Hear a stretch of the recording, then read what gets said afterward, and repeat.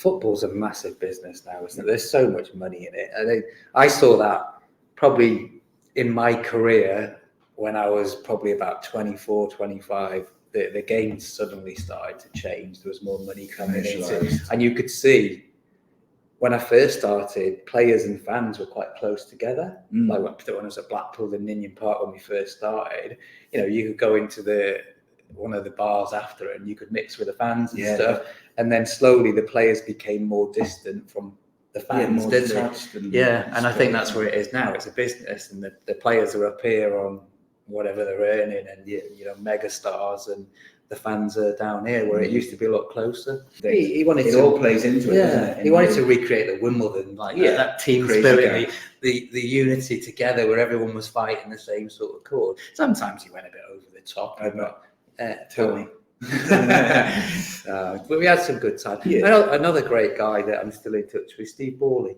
He was the chairman when I signed. I mean, I met him a couple of weeks ago when we watched the Birmingham game, and he came in and got me some tickets, and he's done great for the club as well. He's got amazing things for the football club. We stayed at the Vale Hotel, the resort. We stayed there the night before. I remember getting a coach in to the stadium, and the fans lining up. I'll never forget it, coming into Cardiff, the city centre, and all the fans there. My hair was like stood. I was like, it's quite emotional. And you're thinking, crikey, this is big. I mean, Millennium Stadium, home time, full. And it was full, wasn't it? It was like, I don't know. Whatever it was. The atmosphere. I remember when, after the game, just looking at my family, and they were like, everyone was so happy, and it was a great day. And I'm glad that it was better for us to get promoted there than Wembley, really, wasn't it? God, you made me cry now. It was a good day. It was so special. I was playing instead of Willie, and I think we went like 10 games unbeaten, and we're probably in the top 10, which for the first sort of season. Build 70. And I'll admit, I was playing really well, and I think we lost one game, and I think we played like 22 games or something, or nearly half a season. And when I played half the games, I was entitled to this bonus. And we lost this first game in 10 games. And Lenny brought me in. He said, I'm going to change it around. I'm going to leave you out. I was like, we've only lost one game out of 10 games. We're like 10th in the league. And I was like, I don't really agree with it. And he went, I'll make sure you get your bonus. And I went, still half a season to go. So I walked out the thing, and I just thought, must have been thinking, why are they thinking about the bonus? Why is he? Well, I was walking back to my car, and why is he mentioning bonus? There's like 25 games left. I only need 2, and I've played nearly every game.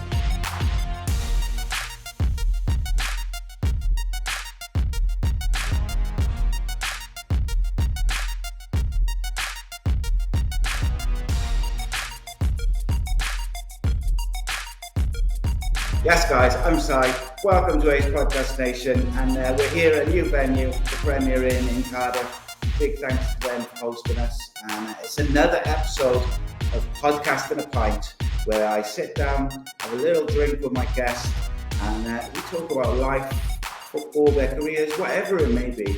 And I'm very excited for this evening's guest, ex-professional footballer, played for a few different clubs, but most importantly, ex-Cardiff City midfielder, Mr. Mark Bonner. How are you, my friend? I'm very well, thank you. Thank you for inviting me. No, it was a pleasure, absolute pleasure. Lovely to be here. It's going to be fun. I'm really excited. I enjoy speaking to just a range of people anyway. We've got rappers and bands and fighters and footballers and stuff.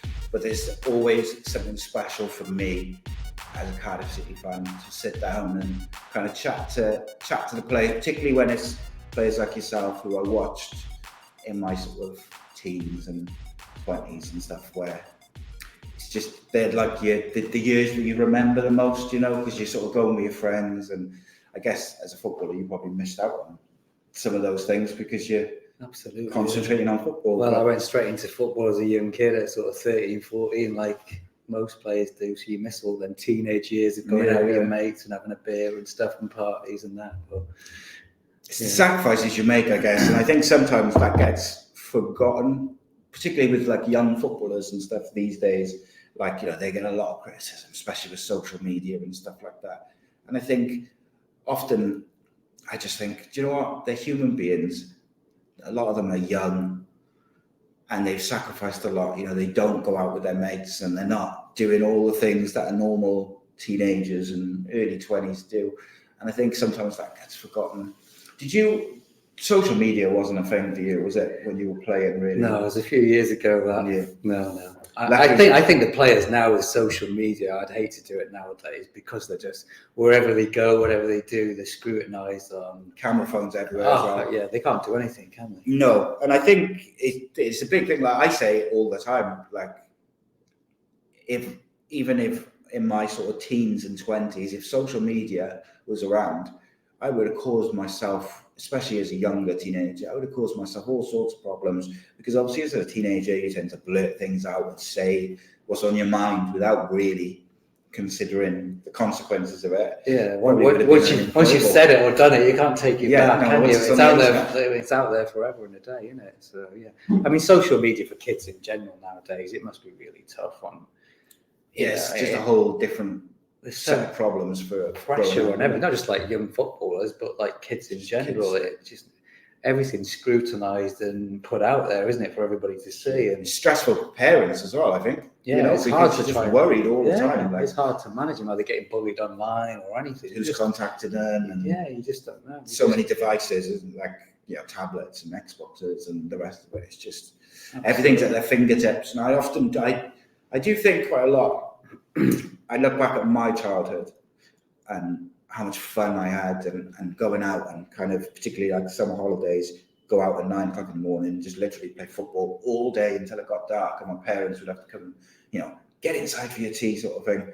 Whereas a lot of the time these days, kids they stay in the house, or everything's online. Yeah. And I think in some ways they miss out on some of the things massively. Yeah. I mean, they sat on computer games or tablets or their phones and stuff. There's no, interaction with people. Yes, socialising with friends and stuff, and communications. Everything's done by digital now, isn't it? Whereas, like when we were kids, I was, like you said, I was out 9 o'clock in the morning, school holidays, and dragged back in, when it was going dark and that.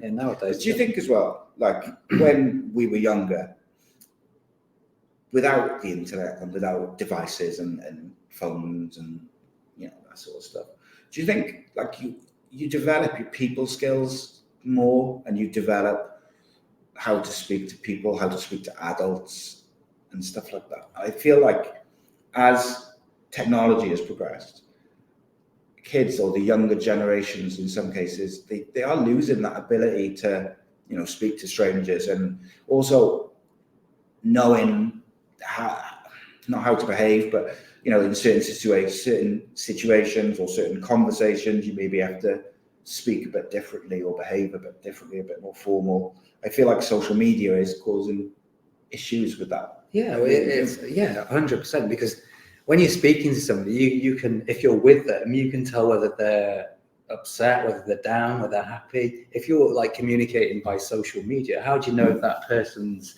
happy, sad, or anything? Because you can't see their facial expressions, so you lose all that, and it's the interaction with like people, isn't it? So 100%. How many times you go to restaurants and you see like kids just sat on their devices? The devices, they're not communicating with their family or friends and stuff, and it's quite sad, really. Yeah, I mean, social media and all digital stuff and technology has its merits, but it also has its downsides as well, I think. Yeah, I mean, saying all that, please do watch this podcast on all your devices and download it. Yeah. It is. I say to particularly my younger son a lot. He'll just sit there with his phone on TikTok, and he's not really watching. It's just like a habit of I'm sitting down, and I'll say to him, you're not even, it's not like you're sat there reading an article or watching a film or something. You're just doing it because you're used to doing it. It's habit, isn't it? We are creatures of habit, and if you're constantly on your phone, and I think sometimes it's good to put it down and switch off from it rather than. Yeah, I wish I could. You walk down the street, and if you just stop and look at everybody's on the phone. Yeah, 100%. It's funny, like just saying then about putting your phone down. I just saw producer Becky behind the camera just to give me a little look, because I am constantly on my phone. But I have to, in my defence, quite often it's literally sorting out guests. I'm doing these live events now, and we've opened it up to different venues around the place. So if any venues would like to contact us, to have some ex-Cardiff City players come and do some evenings, do get in contact. But I would say 90% of the time I am trying to do something rather than just scrolling. But I absolutely spend way too much time on my phone, and I literally, if we're watching a film with the kids or me and Becky watching a film, like I have to leave my phone in the kitchen or upstairs because it'll vibrate and I'll be like, look at it, and it's my worst habit, and I hate it. Well, I'm on my phone all day with work, so I get back into the house and then I'll just go chuck the phone upstairs out Get the way. away quick. Yeah, leave the emails, or you're checking all the crap you've read in the day, and you need to switch off, don't you? Yeah. I was off social media for about 5 years. It was only in the last sort of maybe 2 or 3 months that I went back on sort of Facebook and reconnected and reached out. Otherwise, we'd have never been back in touch, and I probably wouldn't be sat here. But so good things do happen sometimes. So it's a very philosophical way to start the discussion this evening, which I quite like. Like I said to you before, I like all my shows to be very natural, and we'll talk about what we talk about at the end of the day, and whether that's football. I'm sure we'll talk about your career and things like that, because I am very interested in it, and particularly your kind of early years and your formative years. You mentioned obviously you got into football quite young age, but what were you like as a kid and a teenager? Brothers, sisters, family, sort of where did you grow up? Tell us a bit about everything.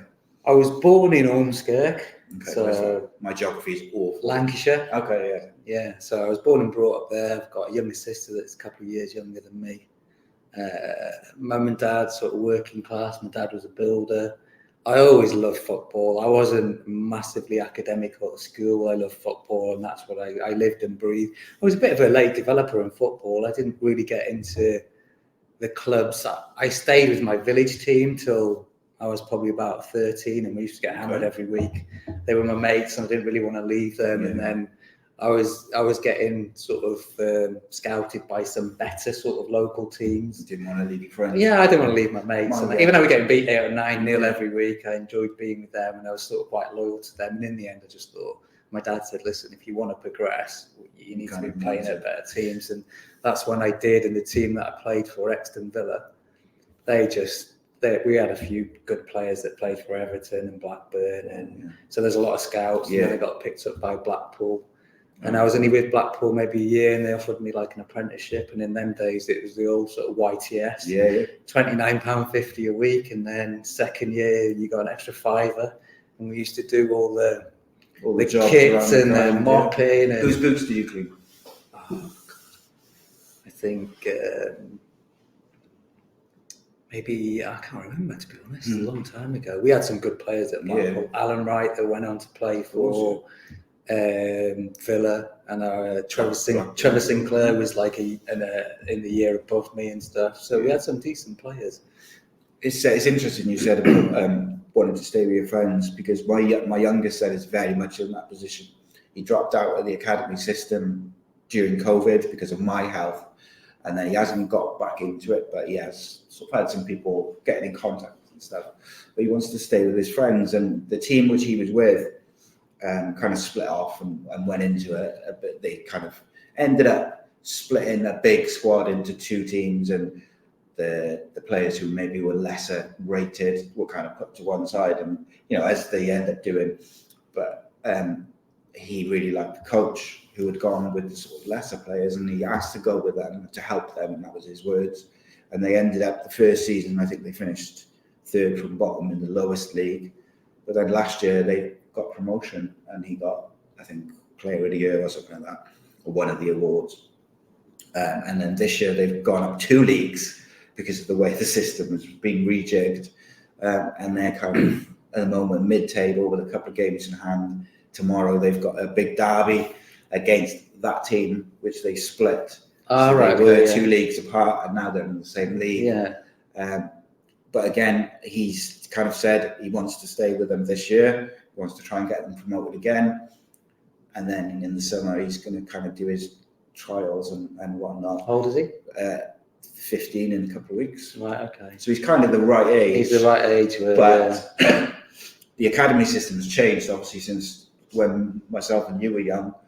with it used to be like the YTS system and stuff like that now, but now it's very professional all the way down to like under sevens. Yeah. And in some ways, a lot of the teams have their squads, and it is difficult to break into them once you get to that sort of 15 age. But he's improved every year, and I think if they have, I believe it, maybe I'm biased, I don't know, but I try to be objective with it because I don't want to get his hopes up, but I also want to try and give him realistic feedback and stuff, whilst not being that parent who's like, that was rubbish, which I very rarely do. There's a lot of parents like that. Yeah, so I kind of help out with his team. I used to do it when they were younger, and I stopped, more so for my health.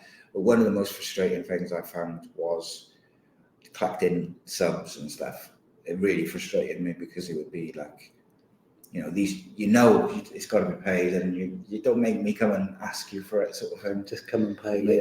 I found it. There's nothing worse than it's embarrassing and awkward, isn't it? I get it, but it was a thing. But I've got back into it the last couple of years because my friend is their coach, so I was keen to sort of help him out, and I love it. I love the team. It's everything about them. They're so together because they were almost discarded a little bit by Park's team, which is not what should be happening, not a nice feeling for those boys.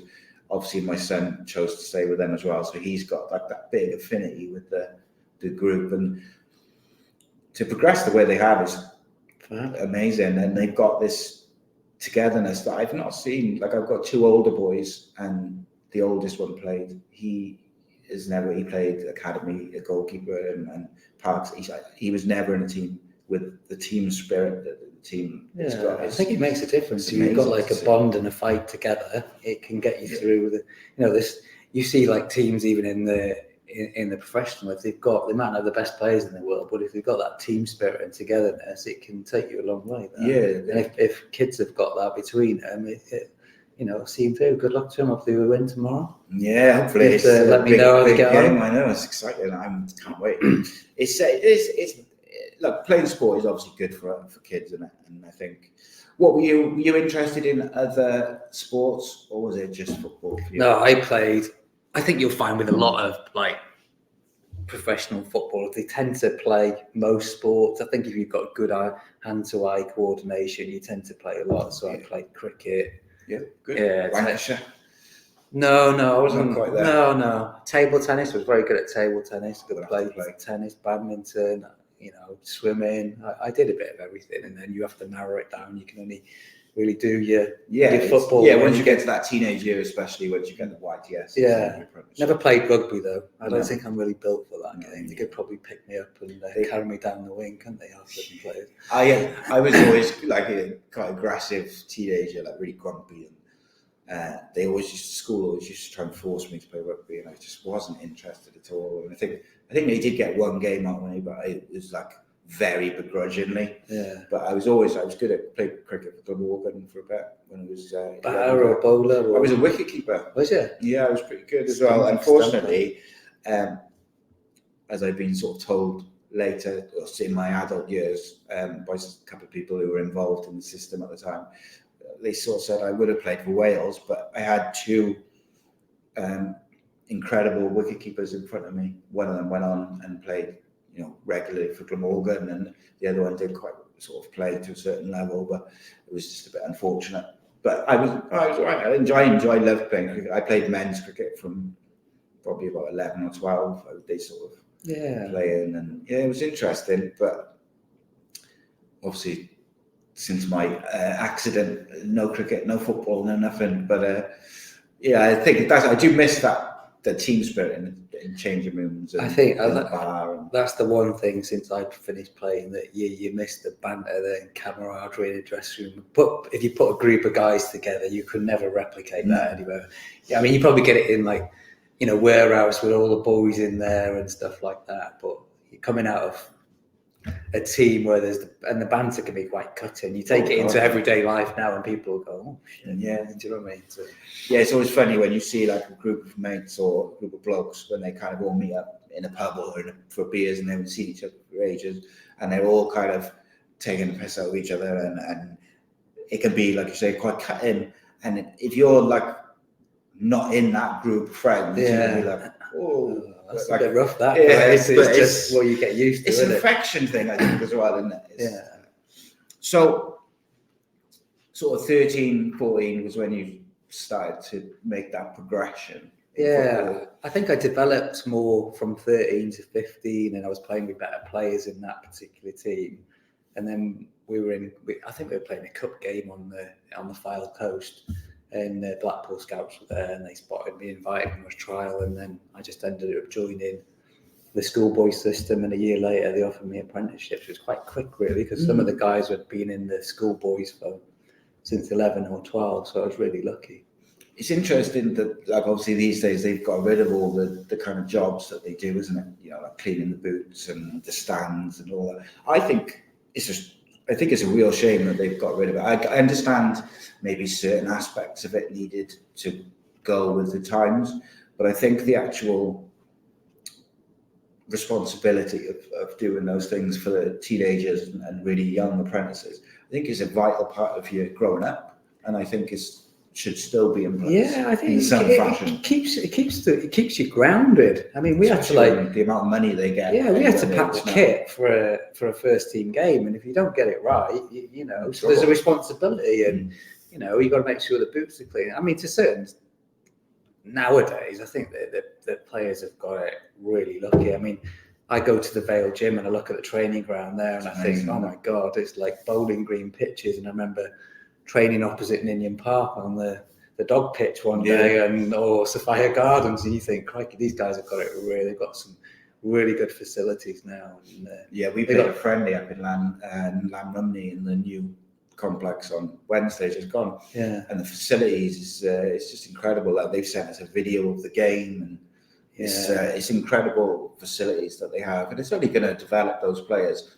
But also, like, going back to the sort of doing the jobs thing, I also wonder whether, so using Cardiff as an example, say you've got these academy teams from 23s down to under 7s or whatever, and like they see all these facilities and they're playing on all these pitches, and you wonder whether they almost get too much too soon, because you see so many players who've never played a first, particularly in the Premier League, young players who've never played a first team game, and they're on thousands and thousands of pounds worth a week. And it's just, I just think they must struggle for motivation. Some of them, some have got a certain mentality, but at the end of the day, if you're getting paid a few £1,000 a week and you're 18, 19, you go to training every day for a couple of hours, but then you're not in the squad, or you're sat on the bench. Some of them, not all of them, some of them, I think, are kind of happy with that, and I just think, I wish more clubs wage structure for younger players, maybe all players, to be honest, but were like more achievement based. So with the young player, they have to play a certain amount of, they get a wage, but then to get the big bucks, if you like, they have to play a certain amount of games, or they have to win things, or they have to hit targets. I wish it was more target related, because I think I see a lot of players who seem to be just coasting, and I just think it's such a short career, isn't it? Yeah, if you play for 10 years, it's considered to have a good career, really. And if you think there's maybe 3,500 professional footballers, if 90 odd clubs, and if they've got 30 players each or whatever in a squad, maybe a bit more, there's not that many. No, but it's supply and demand, isn't it? You can't blame players if they're on money. If somebody's going to pay you, then you go, well, do you know what? I'll take it. But I think there are players that are just happy to. I think you look in the Premier League and you think they're just happy to sit on the bench. Look at Anthony Martial right now, like, he's got 6 months on his contract. United are trying to offload him. He's not playing for United. He hasn't been in the squad for weeks. He could have got a move to Seville, or no, sorry, not Seville. Besiktas in Turkey, big team. Have played Champions League football in the past, and he's turned it down because he wants to, so the reports say, get a free transfer in the summer so he gets more money. And it's just, it's not like you're struggling to pay the rent. No. I know football's a massive business now, isn't it? There's so much money in it. I saw that probably in my career when I was probably about 24, 25. The game suddenly started to change. There was more money coming into it, and you could see when I first started, players and fans were quite close together. Like when I was at Blackpool and Ninian Park when we first started, you could go into one of the bars after and you could mix with the fans and stuff. And then slowly the players became more distant from the fans, didn't they? And I think that's where it is now. It's a business, and the players are up here on whatever they're earning, and mega stars, and the fans are down here where it used to be a lot closer. Yeah, and I do think as well, before that kind of change, the fans were very, very much valued by clubs and by the league. Without fans, you haven't got a game. And it feels now where the fans are kind of regarded as just customers, just money which comes in. And I get that, technically that is the case, but I feel like the relationship between football and fans has changed drastically. Not for the better. Yeah, because going back to when I was playing, Cardiff's income, some of it would have been from like the gate receipts, of course. And how many clubs rely on gate receipt money now? The sponsorships are so big. Lower league, isn't it? Yeah, it's just they don't need the gate receipts, do they now? No, not at all. It's interesting because I think I look back. I think if you look at that time, like that Cardiff Leeds game, famous FA Cup game, I think that sort of season, that time, that's almost where things, I think, really started to go commercialised, and Sky Sports was really growing at that point. Obviously, that game was on TV and it was massive, and I feel like it probably was before that, but just in my mind, that's where I kind of saw a change in the way football was presented on the TV. Just the size of the sponsorship deals. You look at it now, you've got players going out to Saudi Arabia on 600 grand a week. And, all right, say Jordan Henderson, a good footballer, but I wouldn't necessarily say, one of the elite footballers in the world. No. But he's earning close, over £500,000 a week. And I see a lot of people criticising him. But to me, I think that's just such a drastic change in wages, even from what he was on at Liverpool, that you can't begrudge anyone going after that wage. Yeah, I understand all the the different kind of reasoning why people get frustrated with it, and all the different things, but ultimately I think it's a short career. I think, somebody like Jordan's probably worth millions anyway. He's just, it's generation wealth that he's going to stack up, isn't it? Really, absolutely. For his kids and their kids, really, when you're earning that kind of money. But he's on about coming back, isn't he? That he's not happy. It's interesting, I think he's had a bit of stick for doing that, to be fair, because he made some comments in the World Cup that he disagreed with it, and it kind of, it doesn't sit well. And I get it. He was trying to be supportive initially and kind of inclusive to everyone, which is obviously a positive thing. But it just it's not a great look, I guess, to say it and then take the money. But again, I would challenge most people to turn down quintupling their wages or whatever. Yeah. Do you know what I mean? It's like when it gets to that sort of silly money, I think most people would find it difficult to say, There are one or two players that have turned it down, though, there is. I'm a big Liverpool fan, and I think Salah will go in the next year. Yeah, I'd be surprised if he does. They'll offer 150, 200 million for him. Do you know, we looked yesterday, it's funny, we were talking about this yesterday on the show I do with Rhodri Giggs, and we were looking at the wages. That was how I knew Jordan's wage. But Cristiano Ronaldo and Benzema are on 3.3 and 3.4 million a week. Yeah, it's just, you can't. It's just like such a ridiculous amount. It's almost like monopoly money. And they're probably, Ronaldo's probably worth 600 or 700 million in his own right before that anyway. So it's I think so I asked Rhodri yesterday, do you think Ronaldo will be the first billionaire footballer? Well, they reckon he would be, wouldn't they? So he can't be far off from now. Yeah, he's raking in over, and that 3 million is just his wage, not including. I'm sure he's got some massive endorsements and sponsorships with various people. Good money if you can get it. Yeah, absolutely. So you broke into the Blackpool team, and you went into the Blackpool system. How did you find those early years as a young footballer? Were you sort of in the upper echelon in terms of how you were rated, or were you someone who sort of developed a bit?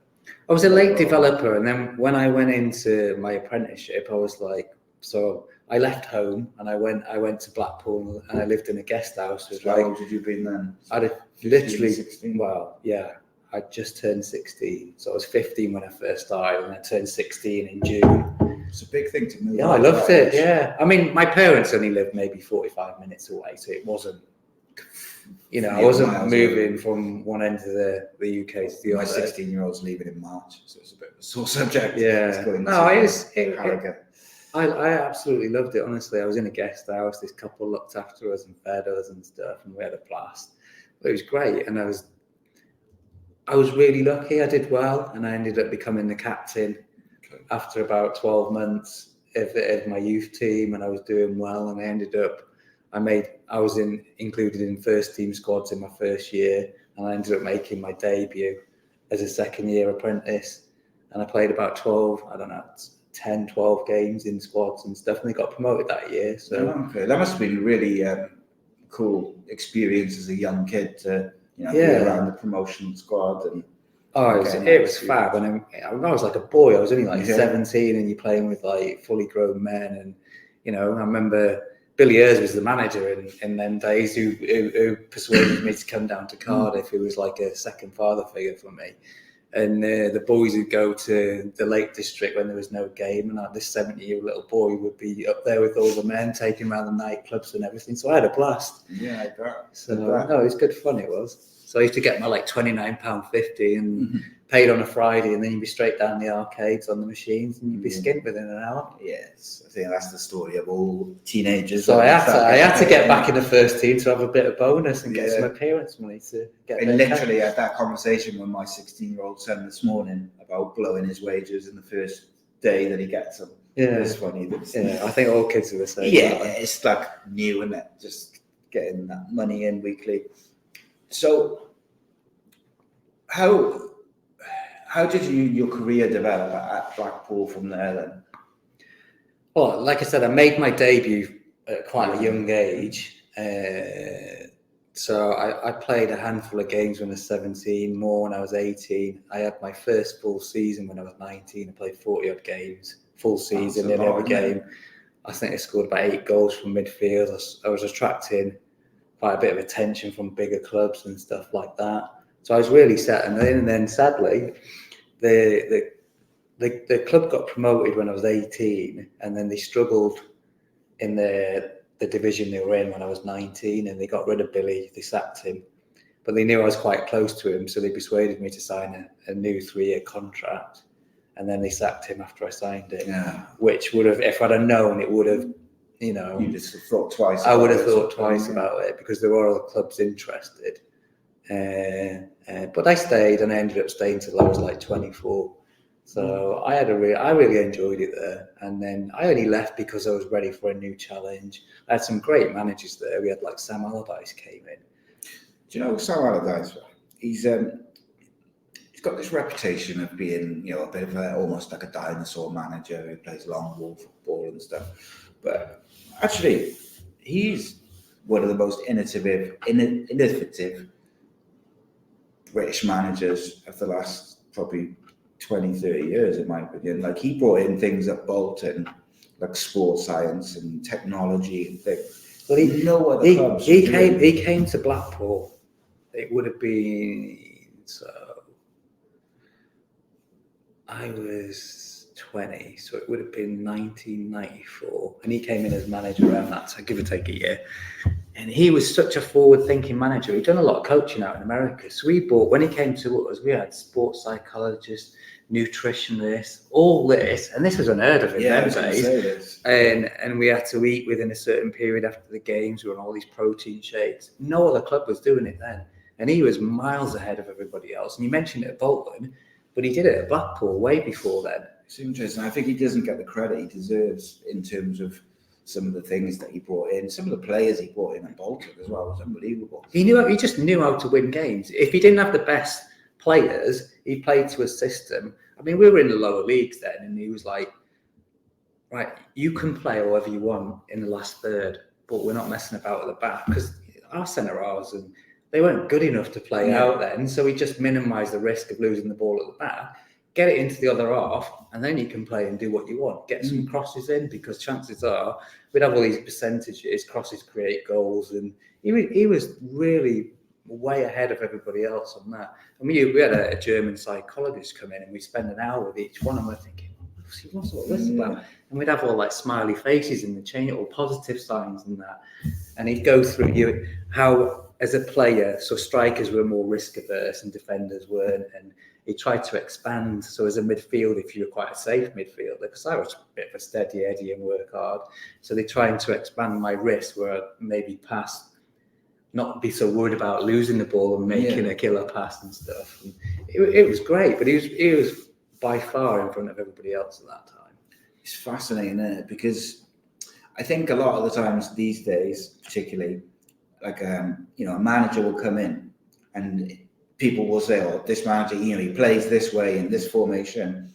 But I think sometimes, in fact, most of the time, you have to play to what the players you've got. Because if you've got a squad who's maybe a bit more suited to being a bit direct and getting in the channels and things like this, there's no use trying to get them to play like prime Barcelona or something, because mistakes will happen. And I think some managers they've almost got in their head like, this is the way I play, my teams play like this, and they don't adapt. And I think that's sometimes where they get into trouble. And there's managers, but I think perhaps the other way as well, who are so used to playing like direct or playing the percentages that they don't realise that actually some of their players are quite good technically and they would be more suited to other things. But I think the best managers are able to adapt and play, adapt their way of playing to the squad they've got, as opposed to trying to enforce their. Yeah, if you're lucky enough, like Pep Guardiola, that's got a bottomless pit. He has a way of playing, and that's his format, and that's whether that's the under 23s, it's replicated all the way down. But some of the other clubs that don't have the money to go and buy the players to suit the way they want to play, you as a manager, surely you have to adapt. You have to adapt if you haven't got the players to play how you want. No. And that's what Sam did. Yeah. But everyone says he's a bit of a long ball merchant and whatever. But then when he had like a Kochot and Gary Speed and all them, they could all play. So Ivan Campo. Yeah, they were great players, weren't they? And they played and they did really well. And when he left Bolton just went down, as did Blackburn and most clubs that he left didn't do better after he left. No, they didn't.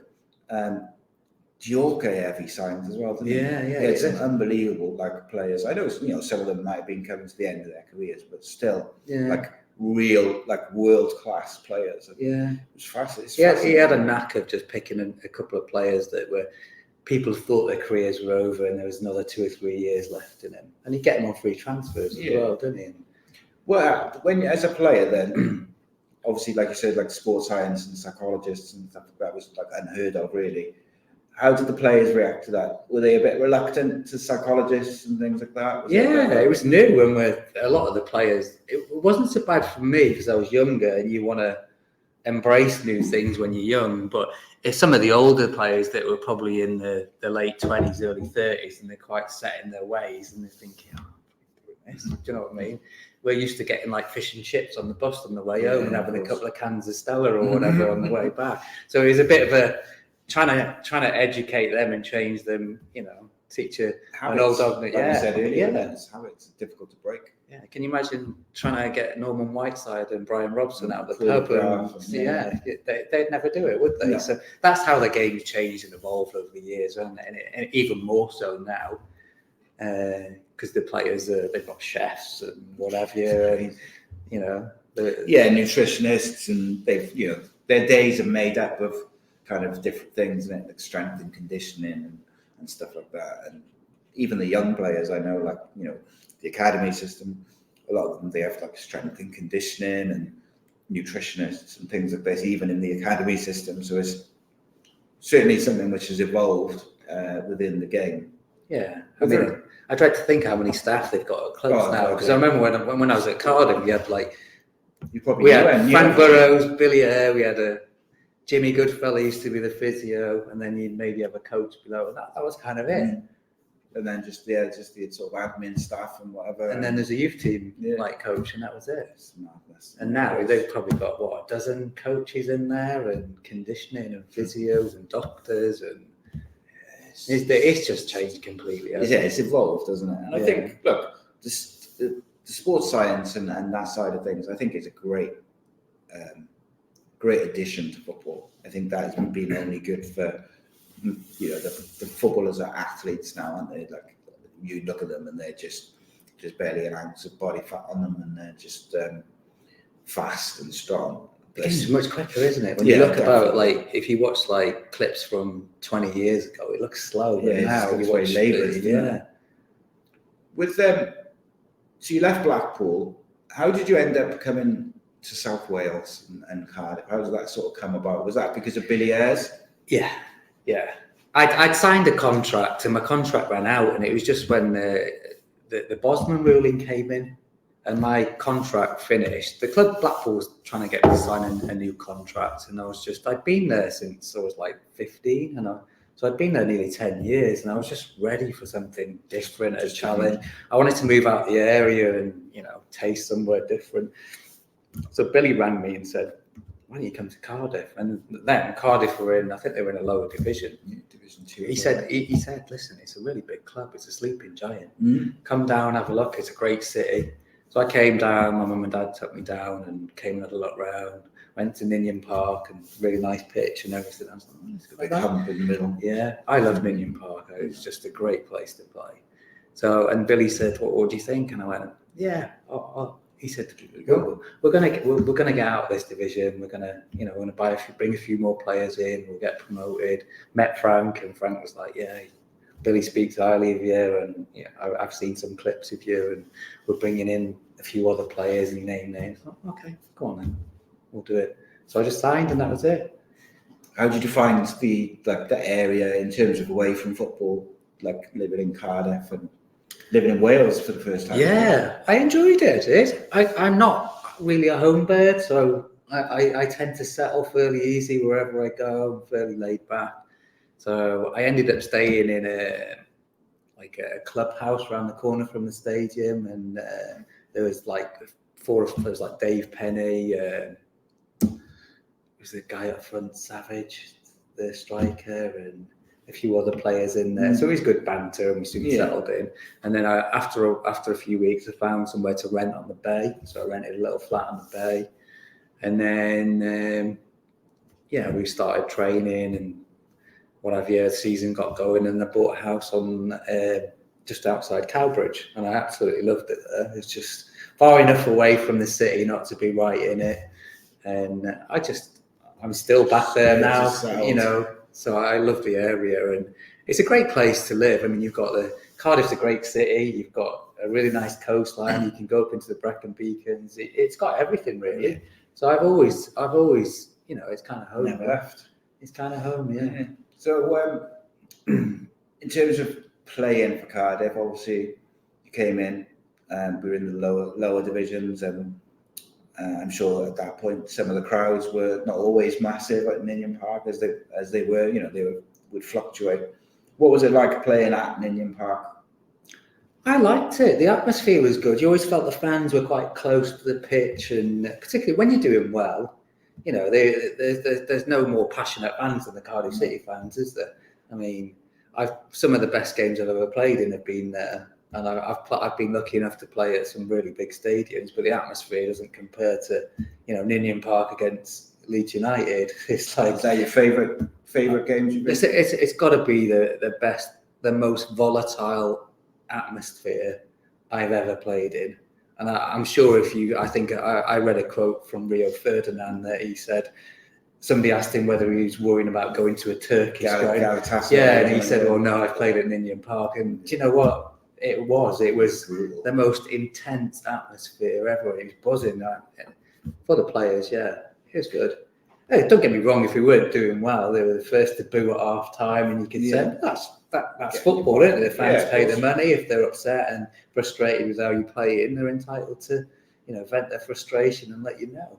I was quite lucky enough. I was never really a hero or a villain. I just kind of stayed in the middle. When I put on Facebook the other day that I was going to be chatting to you, quite a few comments saying him and Willie Boland were the heart and soul of the team, and just sort of really complimentary of your contribution to making the team tick. Yeah, and I think, like, you described yourself as a steady Eddie, but I think probably give yourself a bit more credit on that. I could play, I could pass, I could tackle. But teams also need steady Eddies. Yeah, you can't have 11 flamboyant flair players that just bomb on and do everything. You've got to have somebody that's got a bit of stability and can hold the ground and trap runners. And even in the Premier League, you can't have 11 players holding midfielder. You've got to have a balance. And that's, that I think there was one season that me and Willie just sat and Graham Kavanagh just had a bit of a free roll and he scored goal after goal, and we kind of just did the work behind him a little bit. So, and he got all the glory and the big contracts, and me and Willie just sat at the back. It's really funny. Well, it's like a little insight. So, obviously, I was sat here talking to you today. I was speaking to Cav this morning, and Willie Boland is a good friend of mine. He got myself and my wife together. All right. Okay. So it's strange to me, see, because at that time when sort of Willie did his matchmaking skills, which he does not remember. He does. Just about. He was very drunk, Bill, but Willie was drunk, was he? I can't believe that. Obviously a lot of the players used to drink in the Tennant pub, which was my local and where my wife worked. Yeah. So obviously back then I was just a Cardiff fan and still am, but obviously I was just a Cardiff fan who was like, Cav's over there or so and so's over there, and then I still find it very surreal that these days I'm kind of like chatting to them and chatting to you, and I struggle to get my head around it sometimes. At the end of the day, we're all just normal guys. We might have played football, but we're all the same after we finish playing, and we're just genuine guys. And we love football, and we're really privileged to have done what we've done. So. Was Willie your favourite midfield partner? Yeah, we played really well together. We used to kick the shit out of it in training. But yeah, no, we were similar. We could, Willie was a good player as well. He could pass it. He played at a higher level as well. So I always thought he was a bit underrated in terms of his footballing ability. Yeah, like, he was more than just aggression and bombing around the place and pressing. I thought he was quite a good footballer as well. He was. I think most of us. We had a good team, I thought, actually, at that point. Yeah, we did. We had some really good players, and I was really lucky because when I came in, I experienced all the investment coming in from Sam and Man, and the club and the squad kind of changed. So you had people like Cam's coming in, Peter Thorne, Cav, and Spencer Pryor, and Danny Gabardon, and it really it pushes you on as a player when you've got better players around you, and I love that because you're being tested in training day in, day out against better players, and it's kind of sink or swim. You either step up a level or you just fall away and they get rid of you. And luckily for me, I had another sort of 3 or 4 years. Some players there. Peter Thorne is my hero. Like, Peter Thorne is one player I haven't had the pleasure of meeting or talking to. He's one which is on my sort of list of. Does anybody know where he is? I'm sure someone can find him. I haven't pushed it, but he was my favourite player. He was a good player. He was and really nice guy as well. Yeah, I have heard Andy's he's like one of the nicest guys you could possibly meet. But the day we got promoted in the Millennium Stadium, I was literally outside the City Arms until about 3 o'clock in the morning, singing Peter Thorne's song over and over and over again, but it was one of the best nights of my life. Me too. Yeah, I never bought a drink all that night. Yeah. And he always says, like, he said that you guys kind of went out, I can't remember what he said, but he said you sort of went out after the game and came back like a few days later, sort of just Pretty non-stop. much, yeah. It's special. You never know if that's going to be, you obviously hope it's not going to be, but that might be the only time that you win a final or you win a trophy or you have those moments. And I think so much effort over the season goes into things like getting promoted that you could celebrate it as well. And, of course. Enjoy those victories. Absolutely. I remember we stayed at the Vale Hotel, the resort. We stayed there the night before. I remember getting a coaching to the stadium and the fans lining up. I'll never forget it, coming into Cardiff, the city centre, and all the fans there. My hair was like stood. I was like, it's quite emotional. Yeah, and you're thinking, crikey, this is big. Yeah. I mean, Millennium Stadium, home time, full, and it was full, wasn't it? It was like, I don't know. It was. Yeah. The atmosphere. I remember when after the game, just looking at my family, and they were like, everyone was so happy, and it was a great day. And I'm glad that it was better for us to get promoted there than Wembley, really, wasn't it? Yeah. God, you made me cry now. Yeah, it was a good day. It was really so special. Yeah, it was.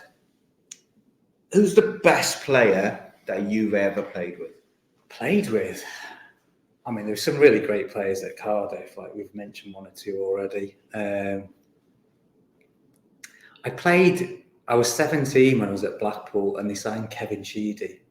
What a player. And he was like, he just left Newcastle, but he was about 36.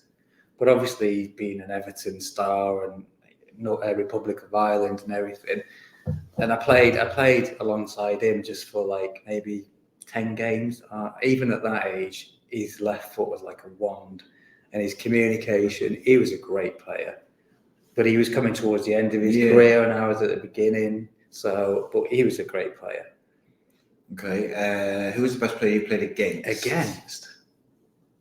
The hardest player I played against was Georgie Kinkladze at Man City. I don't know whether you remember him, little Georgian midfielder. What a player.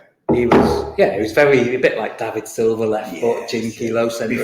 Before his time almost. He was well suited to now. Yeah, he would have been perfect for the Man City team now. And we played him in.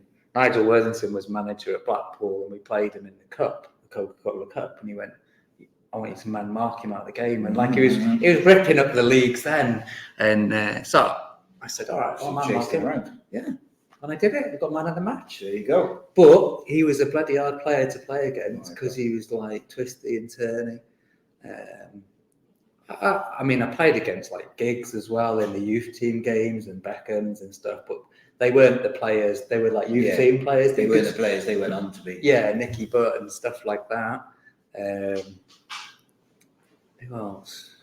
We played Chelsea in the cup, and I played against like Dennis Wise and Roberto Di Matteo and players like that. Real quality. Quality players. So I've played against quite a few decent players, but Georgie Kinkladze was probably the hardest. Okay. Let's put you on the spot a little bit then. Who was the worst trainer that you ever had? The worst trainer? Oh, it's got to be Tony Ellis at Blackpool. He was a great player in match days, but he just used to mow. Wasn't a fan of our training. No. But he could turn it on in a game, and he scored great goals, unbelievable talent. And he went on to play for like Preston, Burnley, and score a lot of goals and stuff. But we used to do like 1v1s, and he'd go, just I'll let you have it, and then you let me have it for a bit, and that's what he was like. He just couldn't be bothered. Just didn't want it. But then on a Saturday, he just switched on, and that was it. I was watching Johnny Obi Mikel did an interview or a podcast or something. He was talking about Eden Hazard, saying now Eden Hazard literally barely trained, like he'd sort of come out on the pitch and sort of jog about a bit, not do anything, and sometimes his teammates would be a bit like, how's he going to be ready for the game? And then he, Saturday would come for Chelsea and he would turn it on and just be this incredible footballer. I think sometimes some players, they warrant that bit of leeway in training, because of their performances on a Saturday. Yeah. So those players like who are not the greatest trainers, they wouldn't get away with it if they weren't really performing, in the games. I think. Ultimately. Yeah. I don't think they probably. I might be wrong, but I can't see like Pep Guardiola, no matter how good you are, allowing that nowadays. Maybe Eden Hazard at Chelsea then. It's interesting though, Mark, right? It's one of the things which I think Fergie doesn't get the credit for is kind of emotional management of players. Like when Cantona came in, he gave him so much free rein. So, for instance, there was a story in one of his books where Paul Ince, when they all turn up in their suits for the game, Paul Ince's tie was undone and he got rollicking. Fergie was like, you're representing the club, blah, blah, blah. And then Cantona came in 10 minutes later without a tie. And one of the coaches had said something and he said, oh, it's very stylish. And it's like that...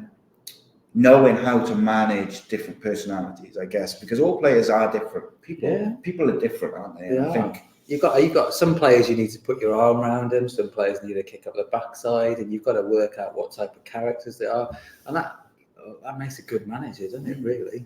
And I think obviously with the Cantona thing is like they hadn't won a league at that point, so like it wasn't like they were winning trophies and they could kind of justify it like that, but.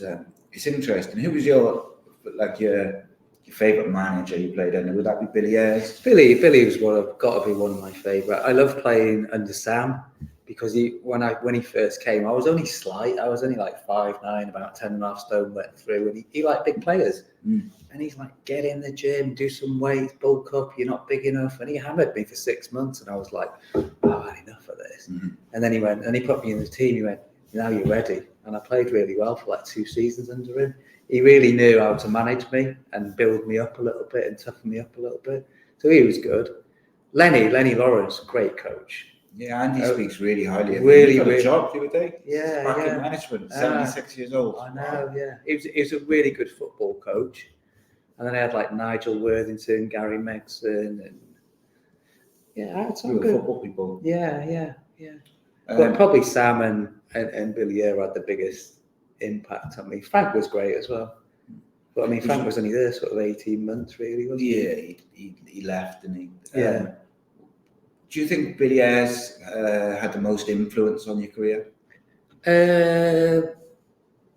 My mum and dad, they were, as I was younger, and I couldn't have asked for 2 parents that would supported me anymore, because football career, it's very much up and down. You can win 1 minute or you're injured, so their support. And then Billy, and then my youth team coach as well, Neil Bailey, he was a massive influence, gave me the confidence of being captain and stuff. And he later went on to be the youth team coach at Man United with Fergie and that. So he obviously had something, and we're still in contact now and speak to each other. So them 2 had probably the biggest impact on my career. And then also, as we kind of look towards wrapping up, the question I always like to ask City players from that era is, tell me about the first time you met Sam Amman.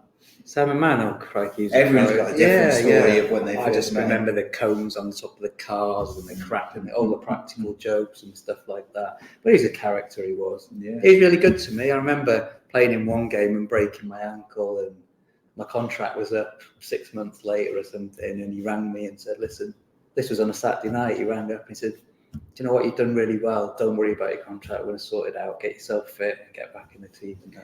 And I thought, do you know what, for a chairman to do that, it's what you, because I was worried and I just broke my ankle and I was going to be out 6 to 8 weeks, and he took the time out to bring me, and I thought that was a really nice touch. Yeah, I thought actually for a chairman, and I know people have varying opinions on Sam's era at Cardiff. I don't think you can doubt how much he did for the club in the early years and loved the club and wanted to take the club on. But also I thought his man management as a chairman, I know that sounds strange as a chairman because it's not necessarily the role, but the way he brought the club together, the fans with the players, the fans with him, but also the players together, the practical jokes and all these different things. He wanted it to, all plays into it, doesn't it? He wanted to recreate the Wimbledon, like that team spirit, the unity together where everyone was fighting the same sort of cause. Sometimes he went a bit over the top. Totally. But we had some good time. Another great guy that I'm still in touch with, Steve Borley.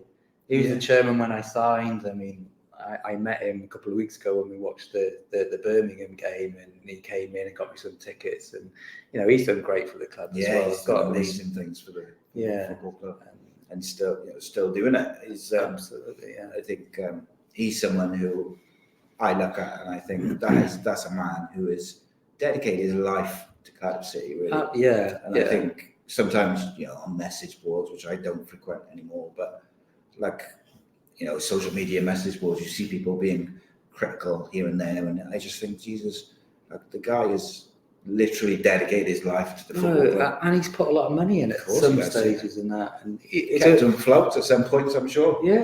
And he's a really genuine guy. I mean, I haven't spoken to him for 6 months, and he said, "Yeah, son, I'll get you some tickets. Come on, son." And I'm like, I hadn't seen him for years. You know what I mean? And it's like, just like you hadn't seen him since yesterday. Yeah, so he's a really nice guy, and he deserves any sort of plaudits he gets for what he's done at Cardiff City. Angriest ever teammate? Angriest? Oh, without a shadow of a doubt, Andy Morrison. Ooh. Absolute. You wouldn't get on the wrong side. Luckily, he was the captain at Blackpool. Sam Allardyce brought him in. He was the captain. Played centre midfield with me and Mickey Mellon, and oh my God, he was brutal. You thought Roy Keane was hard, but I've seen 2-footed tackles, 3 foot off the floor, going in at people and biting people's eyebrows off in pubs in fights with his own teammates and stuff. He was proper psychotic. Yeah. But he was a great player, and he was good. I was going to say he's a very underrated player. Well, he went on to be captain of Man City, didn't he? And they ended up getting back into the Championship or the old First Division and back up through him. He's a Man City icon down there. I'd be interested in what he's doing now. He's an ambassador for Man City. Is he? Yeah, so he does match day stuff and that. You just would not mess with him. No, I'd love to. And another one was, I don't know whether you remember Gary Briggs. He used to play centre half with Malcolm Shotton. Well, I was 16 and I was training with the youth team, and somebody got injured, and he said, they called one of the players over to train with the first team. So I was 16, went over. So I got the ball, went round him, and this Briggsy was maybe 34, 35. He was a slim guy, probably about 6, elbow sharp as a razor, and so I went past him. Next time, he absolutely clattered me. I'm on the floor. He's got my elbow in my back and rubs my face. He's like, "Don't pass me again." And I was like, "Leave me alone." Yeah, he was hard.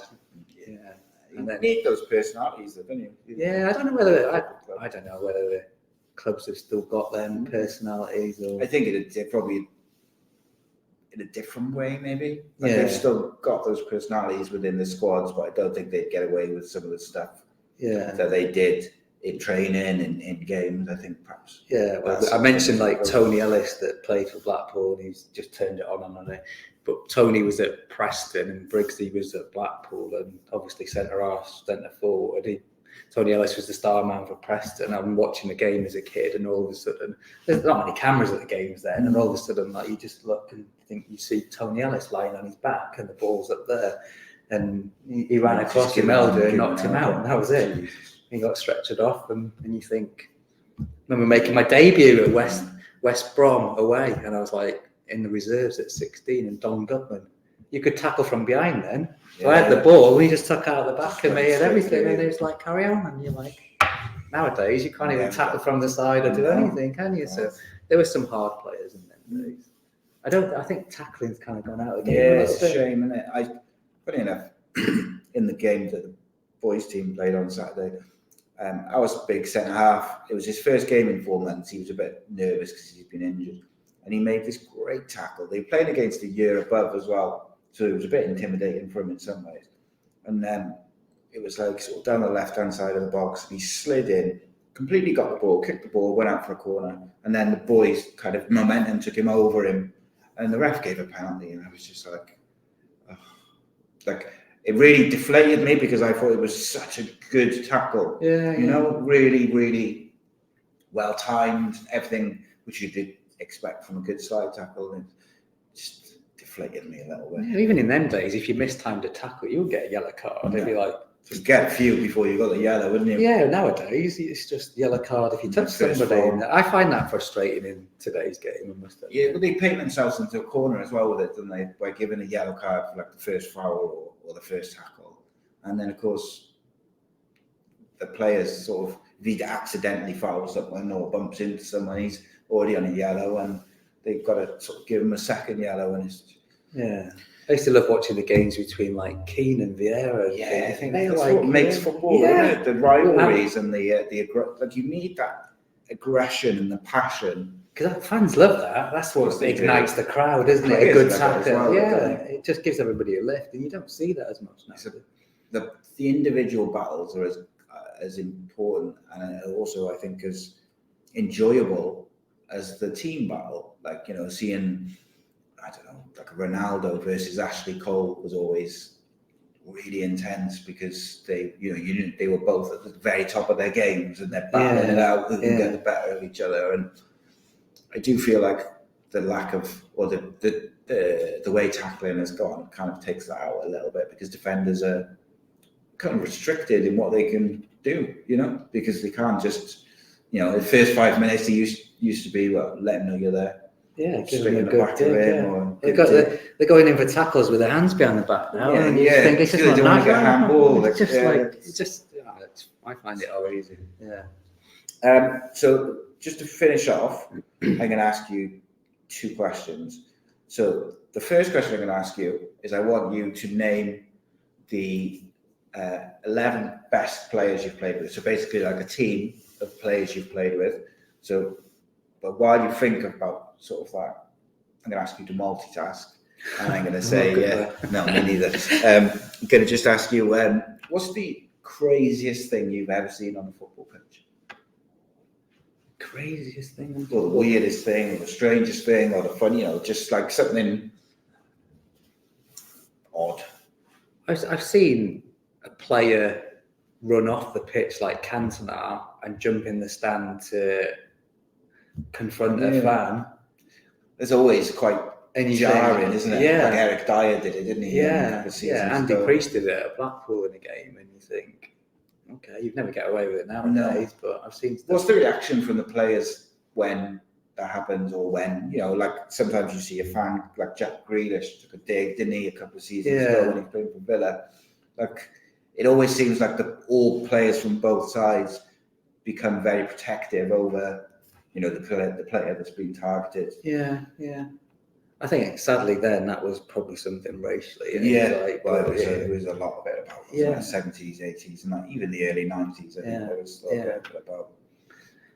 It must be intimidating for players as well to play in that and hear those comments, because I think particularly below the Premier League, where the crowds are perhaps not as big, you can hear the comments from the crowds. But you just got to ignore them. And it's the same with the atmosphere. You can sense the atmosphere, but sometimes you can't hear what people are saying, or you just block it out and stuff. I mean, you look at games, and when somebody's going to take a corner or picking the ball up, you see some of the fans, the aggression and the hatred, and you think, oh my God, what is this guy? He's like playing football, and you're just like, you wonder what they think they've done and stuff. Was that Ninian Park Leeds game the most intimidating atmosphere do you think you played in, or the most hostile, should I say? Yeah, one of them. I think when we played, I think we played Stoke away again in. Would it have been a playoff final? Yeah, playoff semi-final. Yeah, and that was quite an intimidating atmosphere. And then I've played it. The Millwall ones were always a bit feisty. Millwall, and then I remember when I was at Blackpool, we played Bristol City away, and we beat them, I think. And then we'd ordered like fish and chips from a chip shop next door to the stadium. So whoever wasn't playing would go in and order them. So the coach pulls up outside, and there's a pub next door. And we're like, this isn't a good idea. Just beat him. So the physio runs in to get, and he's waiting. It's not ready. So by that time, all the fans have come out, realised who we were. So you remember the glass ashtrays? They're getting lobbed at the bus, and all the windows are getting smashed. The physio's in there, and Billy Bingham was like the sports director, and he's like, "Get on the floor, boys! Get on the bus, just go." Class. So we left the fish and chips and just shot out. I hope you remember to take Billy Bingham with you. Yeah, he Just was on the left him in the floor. chip shop. He was on the floor lying down. He was. Right then, So, finish us off then. 11 best players you ever played with. You don't have to think too much about it. Just generally. I'll have to say some of the Cardiff ones, Of won't course, I? So, they were obviously the best. Yeah. Obviously. Best goalkeeper. best goalkeeper. See, I played with Les Seeley as well. Yeah, he's a very good goalkeeper. He was at Blackpool, himself. so Martin Marginson and who else was there? Goalkeeper. Steve Banks. Yeah, probably the most profile one was Les Seeley at Blackpool. Yeah, I think he's a good goalkeeper. Left back. Left back, I would say Legius is going to get upset with me, innit? Yeah. Or Matty Brazier, one of the two, bless him. Right back. Right back. Interesting one. Oof. I don't know on the right backs. Probably Marvin Bryan at Blackpool. Okay. He was good. Centre back pairing. I have to put Gabs there, Danny Gabardon. One player. And then who would you partner him with? That's the question, isn't it? Would it be a Cardiff player, or did you play with any really good centre backs at Blackpool? Yeah, there's Briggsy was hard as nails. Nobody got past him. So Him after and Gabardon together would be quite a good combination. bit of Alan Hansen calmness from Gabardon, and then the aggression from Gary Briggs. And then we'll go 4-4-2 because that was more common in your sort of career and era, wasn't it? So we'll go left wing first. Left wing, Matty Brazier. Very, very good. Really good friend of mine, sadly, but yeah. Midfield, I have to put myself and Willie Boland in there. Just a bit of aggression. We'll put Cav in front as well. What a combination. And then a couple of strikers. Strikers. I've played with some good Played with some strikers. very good strikers just at Cardiff. Trevor Sinclair, I was going to say, and then a couple at Blackpool as well. Tony Ellis, Andy Priest. I'd put Eddie in there for sure. Yeah. Thorny was up there as well.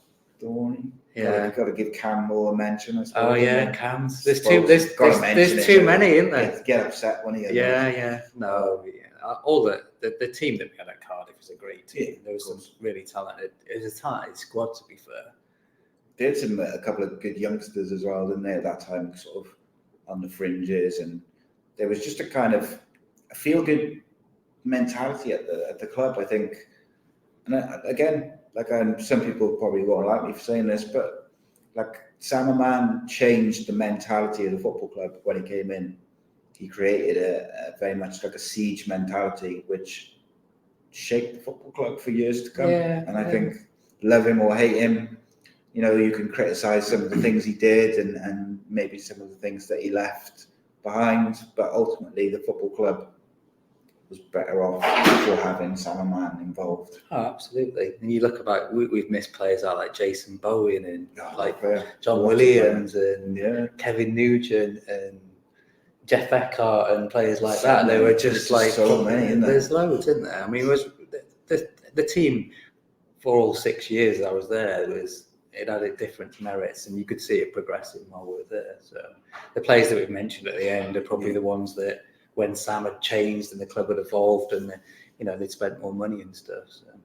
Was Cardiff your favourite period of your career? You don't have to say yes. It's not was that your sort of, when you look back at it now?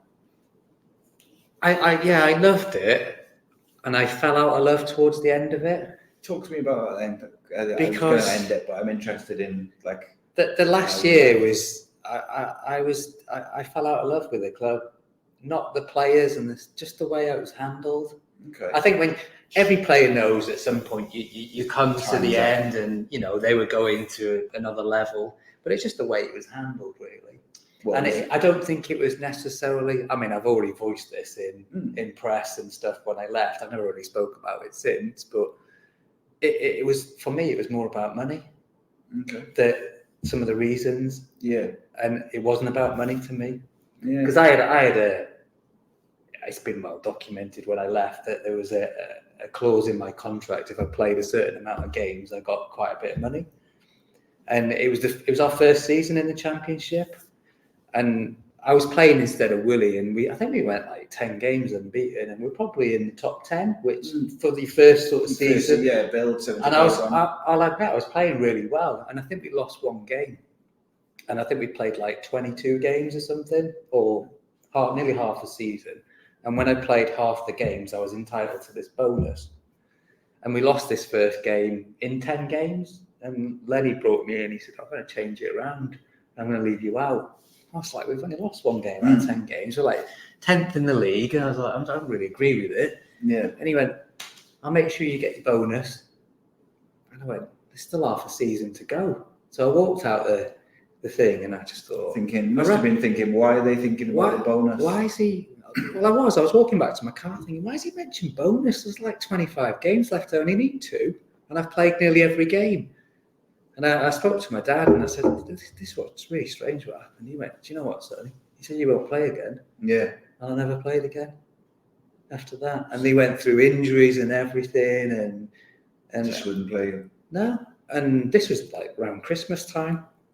And I went back in. They had a spell where they had a bit of injuries and they weren't doing well. And I said, like, "Why are you not giving me a chance?" And whatever. I was training well. I was always the ultimate pro and did...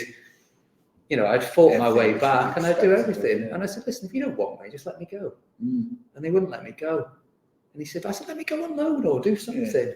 And then they kept this going for like 3 months, and then the transfer deadline come, and Lenny pulled me in. He said, "You can go now. We don't want you anymore." And I was like, "Why didn't you tell me like 3 months ago? I've got no match fitness now. You just wasted 3 months of my life." I said, "If it was about the money, I'd have just withdrawn it and said you could keep it and I'd have played for free." Yeah. And that's what disappointing. That was like a bit of a sour taste in my mouth. Yeah, because it sounds like you didn't want to pay the bonus, didn't it? I think there was a few of us. I think it was like Gareth Worley and Crofty and a few. And they were big bonuses as well. They weren't. But for me, I'd have given it up just to play another 10 games. You know what I mean? So you wasted half a season not playing. And by the time I'd gone to Oldham on the transfer deadline, I hadn't played since like December. So I was like not match fit or anything, and it kind of soured it all. Up until then, I loved it all, and then it kind of soured the whole journey with the club a little bit. Yeah, I bet that's But it's business. Do you know what I mean? I'm not bitter about it. It happened.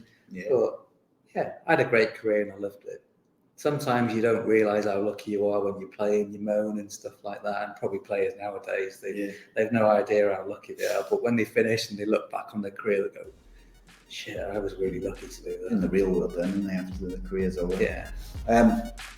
Mark, it's been an absolute pleasure, mate. I really enjoyed it. The time has flown by. I can't believe that's an hour already or whatever. Just gone. I think it's probably gone over an hour now. I think we went over the time we said we were going to go, but that's all right. I really enjoyed it. Yeah, anytime, mate. A lot of time. Thank you very much. You're welcome. Anytime. Cheers. Indeed. Finish as we started.